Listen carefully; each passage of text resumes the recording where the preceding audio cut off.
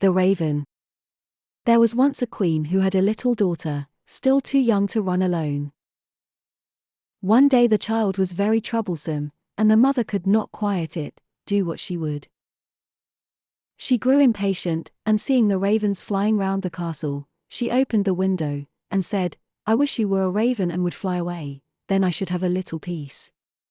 Scarcely were the words out of her mouth, when the child in her arms was turned into a raven, and flew away from her through the open window. The bird took its flight to a dark wood and remained there for a long time, and meanwhile the parents could hear nothing of their child. Long after this, a man was making his way through the wood when he heard a raven calling, and he followed the sound of the voice. As he drew near, the raven said, "I am by birth a king's daughter, but am now under the spell of some enchantment. You can, however, set me free." "What am I to do?" he asked.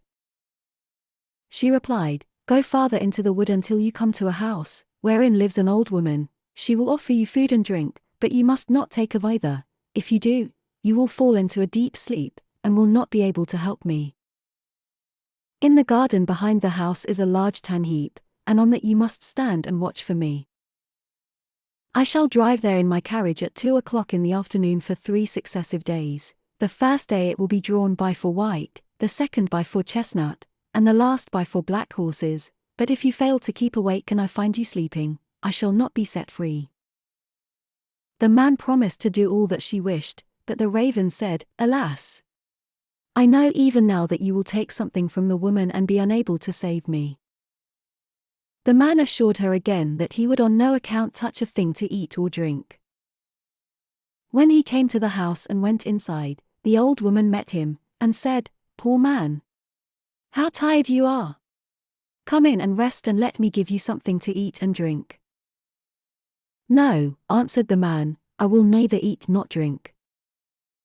But she would not leave him alone, and urged him saying, "If you will not eat anything, at least you might take a draught of wine. 1 drink counts for nothing," and at last he allowed himself to be persuaded, and drank. As it drew towards the appointed hour, he went outside into the garden and mounted the tan heap to await the raven. Suddenly a feeling of fatigue came over him, and unable to resist it, he lay down for a little while, fully determined, however, to keep awake, but in another minute his eyes closed of their own accord, and he fell into such a deep sleep, that all the noises in the world would not have awakened him. At 2 o'clock the raven came driving along, drawn by her 4 white horses, but even before she reached the spot, she said to herself, sighing, "I know he has fallen asleep." When she entered the garden, there she found him as she had feared, lying on the tan heap, fast asleep. She got out of her carriage and went to him. She called him and shook him, but it was all in vain, he still continued sleeping. The next day at noon, the old woman came to him again with food and drink which he at first refused. At last, overcome by her persistent entreaties that he would take something, he lifted the glass and drank again. Towards 2 o'clock he went into the garden and onto the tan heap to watch for the raven. He had not been there long before he began to feel so tired that his limbs seemed hardly able to support him, and he could not stand upright any longer, so again he lay down and fell fast asleep.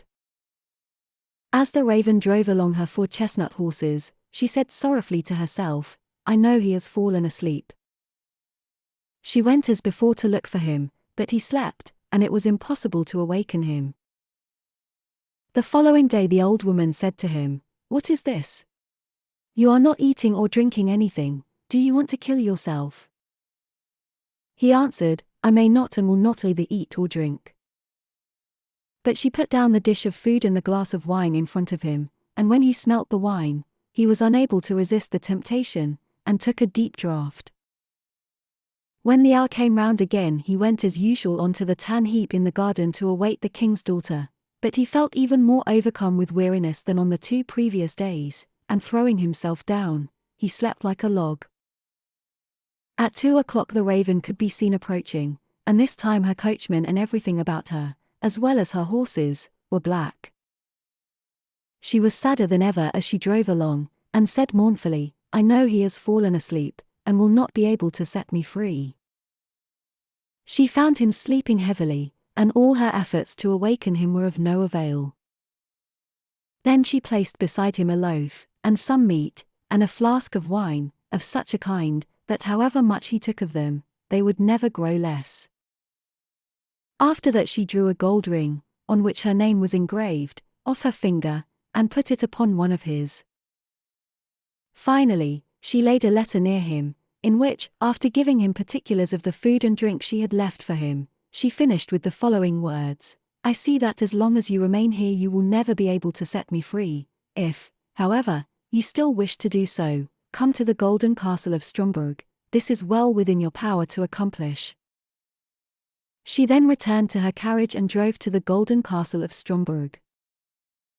When the man awoke and found that he had been sleeping, he was grieved at heart, and said, "She has no doubt been here and driven away again, and it is now too late for me to save her." Then his eyes fell on the things which were lying beside him. He read the letter, and knew from it all that had happened.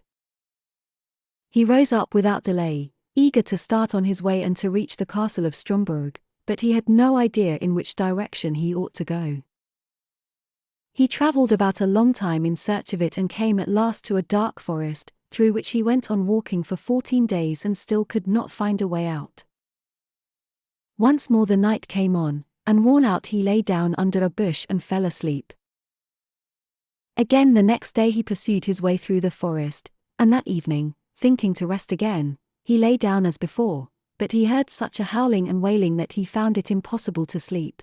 He waited till it was darker and people had begun to light up their houses, and then seeing a little glimmer ahead of him, he went towards it. He found that the light came from a house which looked smaller than it really was, from the contrast of its height with that of an immense giant who stood in front of it. He thought to himself, "If the giant sees me going in, my life will not be worth much." However, after a while he summoned up courage and went forward. When the giant saw him, he called out, "It is lucky for that you have come, for I have not had anything to eat for a long time. I can have you now for my supper." "I would rather you let that alone," said the man, "for I do not willingly give myself up to be eaten. If you are wanting food I have enough to satisfy your hunger." "If that is so," replied the giant, "I will leave you in peace. I only thought of eating you because I had nothing else." So they went indoors together and sat down, and the man brought out the bread, meat, and wine, which although he had eaten and drunk of them, were still unconsumed. The giant was pleased with the good cheer, and ate and drank to his heart's content. When he had finished his supper the man asked him if he could direct him to the castle of Stromberg. The giant said, "I will look on my map. On it are marked all the towns, villages, and houses." So he fetched his map, and looked for the castle, but could not find it. "Never mind," he said, "I have larger maps upstairs in the cupboard, we will look on those," but they searched in vain, for the castle was not marked even on these. The man now thought he should like to continue his journey, but the giant begged him to remain for a day or two longer until the return of his brother, who was away in search of provisions. When the brother came home, they asked him about the castle of Stromberg, and he told them he would look on his own maps as soon as he had eaten and appeased his hunger. Accordingly, when he had finished his supper, they all went up together to his room and looked through his maps, but the castle was not to be found. Then he fetched other older maps, and they went on looking for the castle until at last they found it, but it was many thousand miles away. "How shall I be able to get there?" asked the man.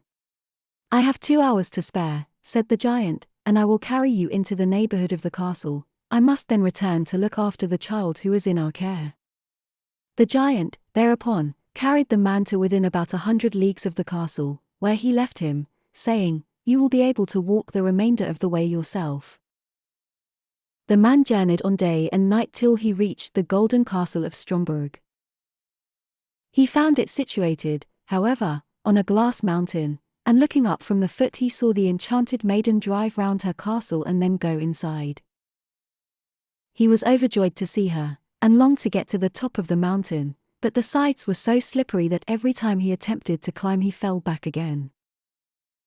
When he saw that it was impossible to reach her, he was greatly grieved, and said to himself, I will remain here and wait for her. So he built himself a little hut, and there he sat and watched for a whole year, and every day he saw the king's daughter driving round her castle, but still was unable to get nearer to her.